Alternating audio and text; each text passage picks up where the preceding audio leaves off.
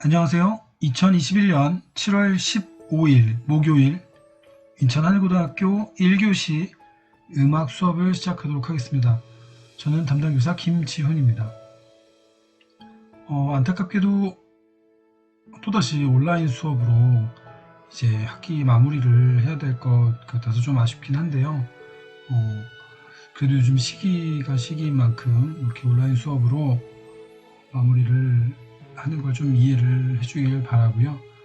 그래도 마지막인 만큼 좀 더 알차고 좀 재미있는 수업으로 진행을 하려고 합니다. 어찌됐건 이제 여러분들이 고등학교 과정에서는 이제 마지막 수업이 오늘 이제 목요일과 그리고 내일 금요일 수업이 이제 음악 수업은 마지막 수업이 되는데요. 이렇게 이틀에 걸쳐서 어떤 주제로 수업을 할까 고민을 하다가요. 클래식 작곡가들에 대한 이야기, 에피소드를 1부, 2부, 3부 이렇게 좀 나누어서 들어보려고 합니다. 제가 방금 이제 들어보려고 한다는 건 왜 그러냐면 제가 이제 여러 작곡가들, 20명이 넘는 작곡가들에 대해서 조사해보고 알아보다가 되게 좋은 영상을 찾았어요. 그래서 굉장히 좀 목소리도 좋고 저보다 훨씬 더 좋고 그리고 아주 재미있는 영상과 또 짧은 곡들 소개, 그리고 또 지루하지 않게끔 아주 하이라이트 부분만 들어볼 수 있는, 또 그리고 음악보다 이 작곡가들의 좀 재미있는 이야기들을 배경으로 해서 만든 영상이 있어서 제가 그걸로 이제 준비를 했습니다. 중간중간에 저도 이야기를 하겠지만 오늘은 이렇게 클래식 작곡가들, 어떻게 보면 그거 너무 재미없지 않나, 지루하지 않나 할 수 있지만 나름 그 아는 작곡가들이에요. 거의 아는 작곡가들이고, 그 작곡가들의 그 천재성 뒤에 또 이렇게 대작곡가, 또 유명한 작곡가도 이런 일화들이 있었구나 라면서 좀 그런 에피소드를 알아보는 것도 좀 재밌을 것 같아서 오늘 마지막 수업으로 이렇게 좀 작곡가들의 에피소드를 준비를 했습니다. 그 첫 번째 우리가 알아볼 작곡가는 이제 쭉 연달아서 나올 텐데요. 이제 멘델스존을 시작으로 해서 바그너, 그리고 브람스, 그리고 라흐마니노프, 쇼팽, 그리고 베르디, 그리고 차이콥스키, 그리고 이제 1부는 이렇게 7분의 작곡가로 구성이 되어 있는데 좀 짤막짤막해요. 굉장히. 네. 뭐 지루하지는 않을 것 같아요. 제 생각엔. 그래서 되게 좀 재미있는 그런 에피소드와 함께 이런 클래식 작곡가들에 대해서 소개를 해줄 거고요. 그리고 2부에 하이든, 슈만, 슈트라우스, 그 다음에 이제 푸치니까지 우리가 좀 들어보려고 합니다. 그러니까 11분의 작곡가에 대한 좀 짧게 이렇게 나와 있는 에피소드를 들어보고 음원도 좀 들어보는 그런 시간을 갖도록 하겠습니다. 바로 그 영상을 본 다음에 수업을 이어가도록 하겠습니다.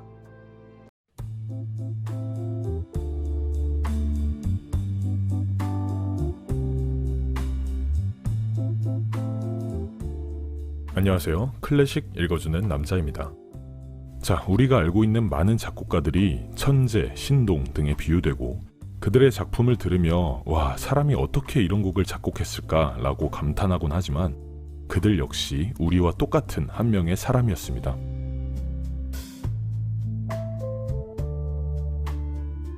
이런 작곡가들에 대한 이야기를 듣다 보면 그들의 인간적인 면모가 보이기도 하는데요.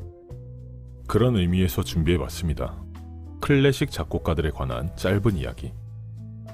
지금 시작합니다.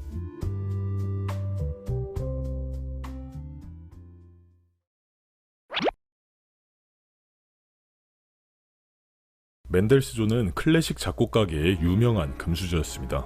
많은 작곡가들이 가난한 집안에서 태어나거나 죽을 때까지 부와는 거리가 멀었던 것을 감안한다면 멘델스존은 정말 입에 금수저를 물고 태어났다라고 말할 수 있을 정도로 부유한 집안에서 태어났습니다.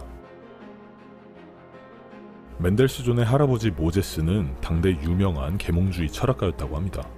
우리가 익히 알고 있는 철학가 칸트에 버금갈 정도의 명성이었다고 하네요. 거기에 아버지는 유럽에서 가장 영향력 있는 금융 재벌이었습니다. 또한 어머니도 언어에 재능이 있는 아마추어 음악가였는데요.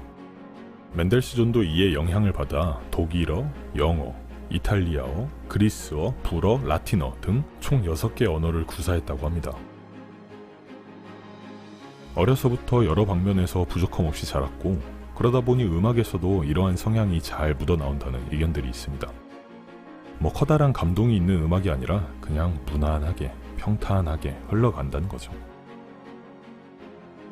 이렇게 풍족한 환경에서 부족함 없이 음악 생활을 하다 보니 동시대를 살았던 음악가들의 질투도 많이 받았다고 합니다. 특히 바그너나 리스트가 질투를 많이 했다고 하는데요. 어느 날 맨델스존이 직접 작곡한 악보를 가지고 리스트에게 갔는데 리스트가 이 악보를 보고는 즉석에서 더 화려하게 변주를 해서 연주했다고 합니다. 그리고는 뭐야 별거 아니네 라고 말하고 휙 나가버렸다고 합니다. 리스트가 은근히 귀여운 면이 있었네요.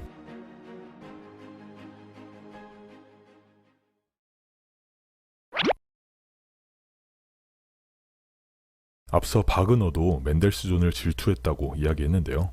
사실 이 둘의 관계는 단순히 질투에서 끝나는 그런 관계가 아니었습니다. 반유대주의자였던 바그너와 유대인이었던 맨델스존은 당시 그야말로 앙숙과도 같았던 사이였는데요. 그런데 이 두 작곡가의 음악이 아이러니하게도 오늘날 하나의 행사에서 함께 연주됩니다. 바로 결혼식장에서 말이죠.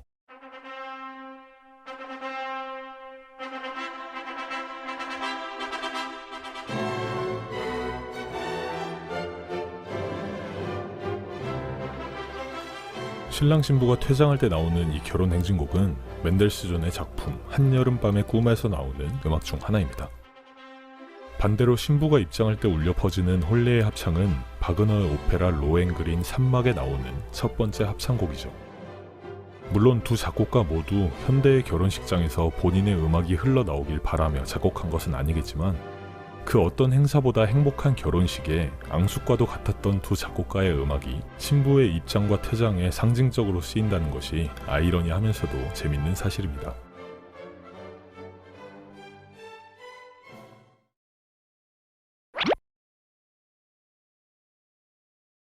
브람스는 베토벤을 평생의 롤모델로 삼았다고 합니다. 베토벤의 흉상이 브람스 본인이 작곡하는 모습을 내려다볼 수 있도록 놔뒀다고 하는데요.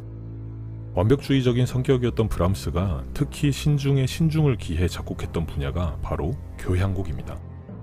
자신의 롤모델이었던 베토벤의 교향곡과 비교했을 때 뒤처지지 않는 교향곡을 작곡하고자 작곡 이후에도 수정에 수정을 거듭했다고 합니다. 결국 교향곡 작곡을 시작한 지 21년 만인 43세가 되어서야 첫 교향곡을 발표하죠. 이 첫 번째 교향곡에는 곳곳에 베토벤의 영향이 담겨 있습니다. C 마이너 조성은 베토벤의 운명 교향곡의 영향을 받았고요. 사악장의 멜로디는 베토벤의 합창 교향곡의 영향을 받았다고 합니다. 저음이 반복되는 부분을 스스로 거인의 발자국 소리라고 얘기했는데 이 거인은 베토벤을 뜻합니다. 그만큼 베토벤의 존재가 브람스에게는 크고 거대했다는 것이죠. 등 뒤에서 뚜벅뚜벅 다가오는 거인의 발자국 소리를 들어야 한다고 생각해보게. 교향곡 작곡은 쉬운 일이 아니야 라고 친구에게도 이야기했다고 합니다. 작곡가이자 지휘자였던 한스 폰 빌로는 브람스의 첫 번째 교향곡을 베토벤의 10번째 교향곡이다 라고 평가하기도 했죠.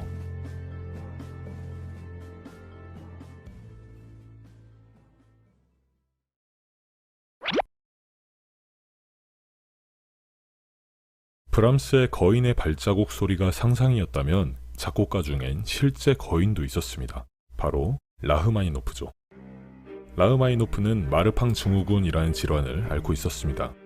신장과 팔, 다리 등이 비정상적으로 길어지는 질환인데요. 이 질환 때문에 키가 무려 198cm까지 자랐다고 합니다. 슈베르트의 키가 156cm였고 베토벤의 키가 162cm라고 했을 때 그 차이가 얼마나 큰지는 짐작이 가실 겁니다. 이 거대한 키에서 오는 힘있는 타건으로 웅장하고 깊은 피아노 연주를 할 수 있었죠. 얼마나 손가락이 길었으면 엄지손가락으로 도를 짚고 새끼손가락으로 다음 옥타브 라를 짚었다고 합니다. 실제로 라흐마니노프가 작곡한 곡들을 보면 10도 이상 손을 찢어서 4개의 음정을 동시에 쳐야 된다거나 굳이 넣지 않아도 되는 기교적인 불필요한 음정을 넣는 등 철저히 본인의 신체 능력에 맞춘 곡들이 많아서 피아니스트들도 연주하기 굉장히 어려워한다고 합니다. 한 가지 덧붙이자면 이는 쇼팽과는 정반대되는 스타일이라고 볼 수 있는데요. 쇼팽은 바흐의 간결한 작곡법에 매료돼 있었습니다. 불필요한 음표는 무조건 제외하고 꼭 필요한 음표들로 작곡하는 스타일이었죠. 굉장히 경제적인 것입니다. 그렇기 때문에 쇼팽의 곡들은 음표 하나만 빼고 연주해도 틀린 티가 많이 나게 된 것이죠.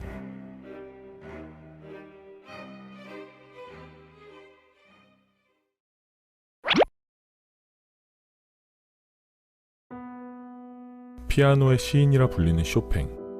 하지만 쇼팽도 처음부터 대중들에게 인정을 받은 것은 아니었습니다. 쇼팽이 파리에서 아직 인정받지 못하고 있을 때 리스트가 쇼팽의 연주를 우연히 듣고 한눈에 그의 재능을 알아봤는데요. 당시 이미 엄청난 인기를 누리고 있던 리스트는 쇼팽을 세상에 알리기 위해 많은 노력을 기울이게 됩니다. 음악계 유명 인사들에게 쇼팽을 소개해주기도 하고 상류 사회에 쇼팽의 연주 실력과 작품을 홍보하기도 했죠. 이 과정에서 재미난 일화가 하나 있습니다. 리스트가 본인의 실력을 과시하기 위해 피아노 독주회에서 불을 모두 끈 채 연주를 하고 있었습니다. 아무것도 보이지 않지만 실수 한 번 없는 리스트의 실력에 모든 관객이 감탄하고 있었죠. 연주가 끝나갈 무렵 무대 뒤에서 누군가 촛불을 들고 무대로 나오기 시작합니다. 촛불이 피아노와 가까워지자 관객들은 모두 깜짝 놀랐습니다. 리스트인 줄 알았던 실력 좋은 피아니스트가 리스트가 아니라 쇼팽이었던 것입니다. 쇼팽을 본 대중들의 충격은 이내 쇼팽에 대한 인정으로 이어졌습니다. 이날 이후 쇼팽은 리스트와 버금가는 천재 음악가로 인정받으면서 오늘날 우리가 알고 있는 위대한 음악가이자 피아노의 시인으로 남게 됩니다.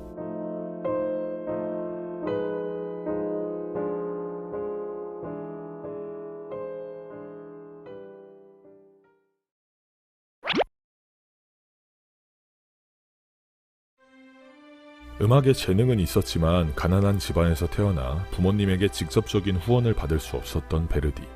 하지만 아버지의 친구이자 술집 주인으로 풍족한 삶을 살고 있었던 안토니오 바레치가 베르디의 음악적 재능을 눈여겨보다 스승을 소개해주는 등 음악적으로 많은 후원을 해줬습니다. 베르디가 더 큰 세상에서 음악적 재능을 마음껏 펼치기를 바랬던 바레치. 그는 베르디를 음악의 도시 밀라노로 보내 밀라노 음악원에 입학시험을 보게 했습니다. 실력으로만 보면 음악원에 충분히 합격할 수 있었지만 베르디는 나이가 많다는 이유로 입학을 거절당합니다. 입학 제한 나이보다 4살 많았다고 하네요. 비록 음악원에는 불합격했지만 3년간 밀라노에 머물며 음악적으로 더욱 발전할 수 있는 계기가 되었고 총 26편의 오페라를 비롯한 많은 곡들을 작곡하며 이탈리아가 자랑하는 위대한 작곡가로 남게 됩니다. 재미있는 사실은 입학을 거절했던 밀라노 음악원이 베르디가 죽은 1901년 이후 베르디 음악원으로 정식 명칭이 개정됩니다. 베르디가 본인을 떨어뜨렸던 음악원이 본인의 이름을 딴 음악원이 되었다는 사실을 알았다면 얼마나 통쾌했을까요?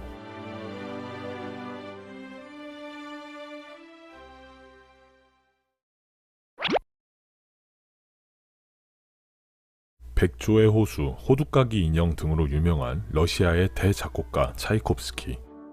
그는 굉장히 섬세하고 여린 감성의 소유자였다고 합니다. 이런 차이콥스키한테는 또 다른 비밀이 하나 있었는데요. 바로 자신이 동성애자였다는 사실입니다. 차이콥스키가 살던 19세기에는 동성애가 특히 죄악시, 금기시 됐다고 합니다. 여리고 섬세한 성격이었던 그는 본인의 이러한 성향을 철저히 숨기고 살았다고 하네요. 실제 자신의 성 정체성을 애써 외면하고 제자인 안토니나와 결혼하기도 했는데 동성애자인 차이콥스키의 결혼 생활이 오래 갈 리 없었습니다. 동성애 성향은 더욱 커져만 갔고 결국 한 달 만에 이혼을 하게 되죠. 차이콥스키는 본인의 동성애적인 성향을 혐오했다고 합니다. 동성애가 죄악으로 치부되는 사회적 분위기 속에서 스스로 동성애로부터 벗어나기 위해 결혼도 해보고 자신의 존재를 부정해보기도 하는 등 많은 노력을 해왔지만 성향이 쉽게 바뀔 순 없었죠. 그래서 차이콥스키는 대부분의 일생을 우울증과 신경제약, 자기 혐오 속에서 살아갔다고 합니다. 이러한 환경 속에서 살아간 차이콥스키가 그토록 아름다운 선율이 가득한 곡들을 작곡할 수 있었다는 것이 마냥 신기하기만 한데요. 이 사실을 알고 차이콥스키의 음악을 다시 들어본다면 그의 음악이 마냥 아름답게만 들리지는 않을 것 같습니다.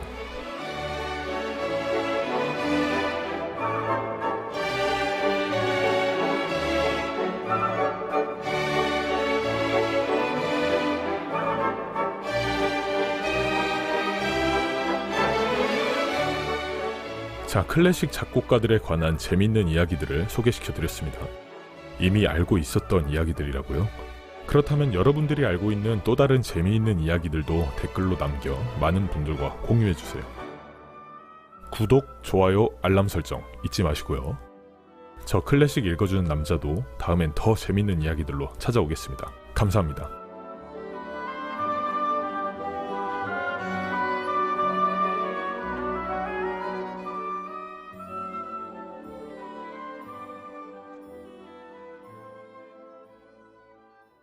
지난 클래식 작곡가들에 대한 짧은 이야기 1편을 통해 많은 작곡가들의 인간적인 모습들을 이야기해드렸는데요. 이렇게 작곡가들의 재미난 에피소드를 듣는 건 역시 클래식을 즐기는 또 하나의 재미라고 생각합니다. 클래식 작곡가들이 많은 만큼 그들에 관한 에피소드 역시 정말 많아서 1편으로 모든 이야기를 담기에는 조금 부족했었는데요. 그래서 준비했습니다. 클래식 작곡가들에 대한 짧은 이야기 2편. 1편에서 미처 담지 못한 또 다른 작곡가들의 재미있는 이야기. 지금 바로 시작하겠습니다.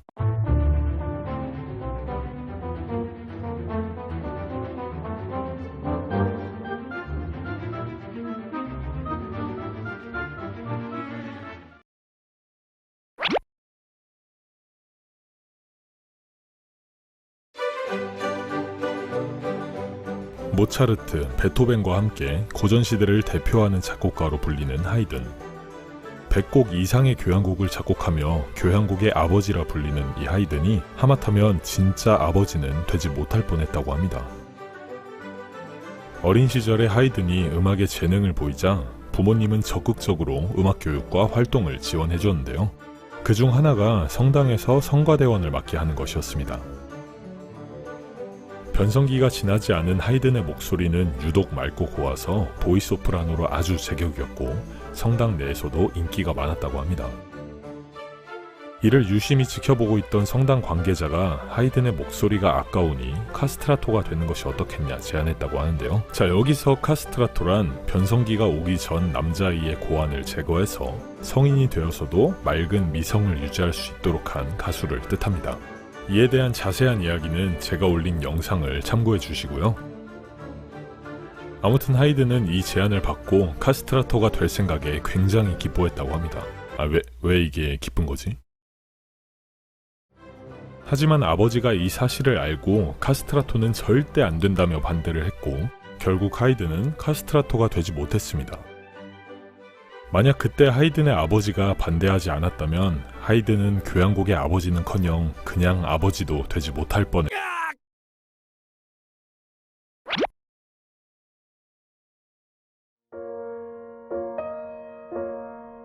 초기 낭만주의를 대표하는 작곡가 슈만.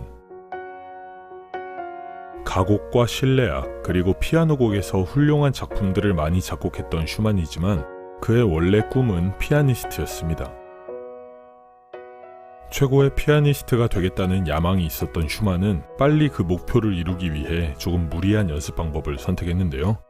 손가락에 모래주머니를 매달고 피아노 연습을 하는 것이었습니다.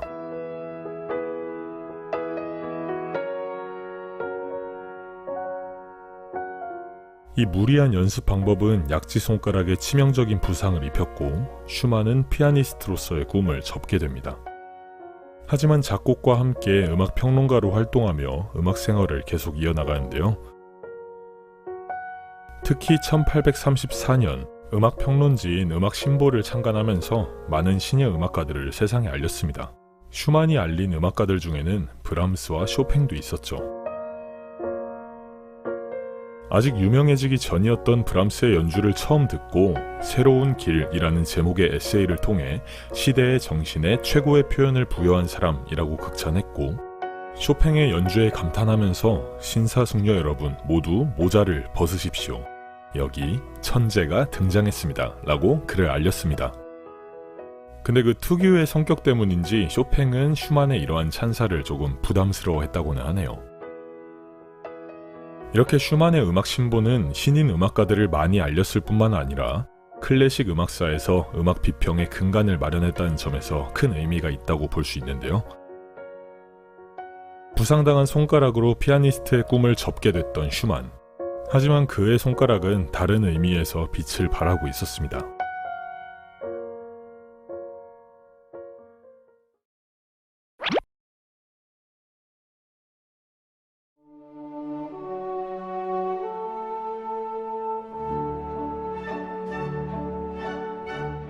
아버지와 삼형제 모두 음악가로 활동하며 빈 왈츠를 세계적인 왈츠로 자리잡게 한 슈트라우스 가문의 이야기는 유명합니다.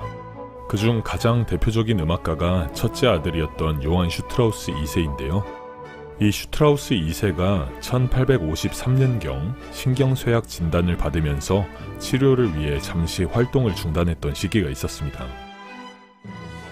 이때 슈트라우스 2세는 공학 설계사로 활동하고 있었던 동생 요제프 슈트라우스에게 본인의 악단 지휘를 잠시 맡기게 되는데요.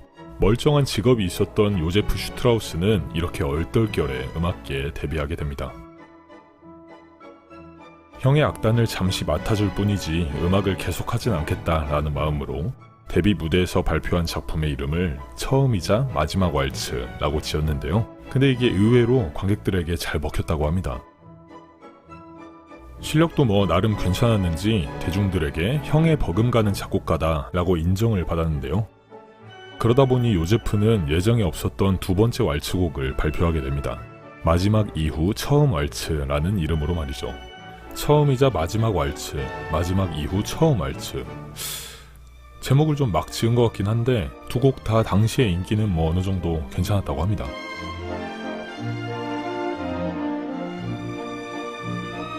시적이고 감성적인 곡들을 많이 작곡해서 당대 젊은이들에게 많은 사랑을 받았고 슈트라우스 2세 역시 나와 막내 동생보다도 음악적인 재능이 더 많다라고 부러워했다고 합니다.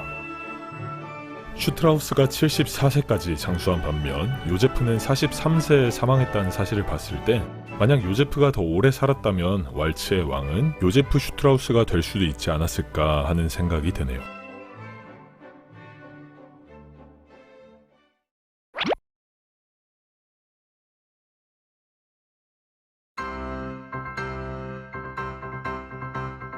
작곡가 중 최고의 악동을 꼽으라면 푸치니를 빼놓을 수 없습니다. 오페라 작곡가로 유명한 푸치니는 집중력이 떨어지고 주의가 산만한 악동이었습니다. 실제 초등학교 생활기록부에는 잠시도 엉덩이가 의자에 붙어있지 않는다라는 선생님의 기록이 쓰여 있었죠. 사진에서 보다시피 푸치니는 유명한 꼴초였는데요. 무려 14살 때부터 담배를 피우기 시작했다고 합니다. 어린 시절 담배를 너무 피고 싶지만 돈이 없었던 푸치니는 오르가니스트로 일하던 교회의 파이프 오르간에서 파이프를 떼다 팔고 그 돈으로 담배를 사서 피웠다고 합니다. 아니 이건 진짜 양아치 아닙니까? 어차피 자기가 연주하는 오르간이라서 해당 파이프가 없어도 연주가 가능하도록 곡을 편곡해서 연주했다고 하네요. 이렇게 담배 없이는 하루도 살지 못했던 푸치니는 결국 66세가 되던 해에 후두암으로 사망했습니다. 네, 어떻게 11분의 작곡가에 대한 짧고 좀 재미있는 이야기를 잘 들어봤나요? 우리는 이제 이어서 또 다른 작곡가에 대한 에피소드를 가지고 이제 수업을 이어가도록 하겠습니다.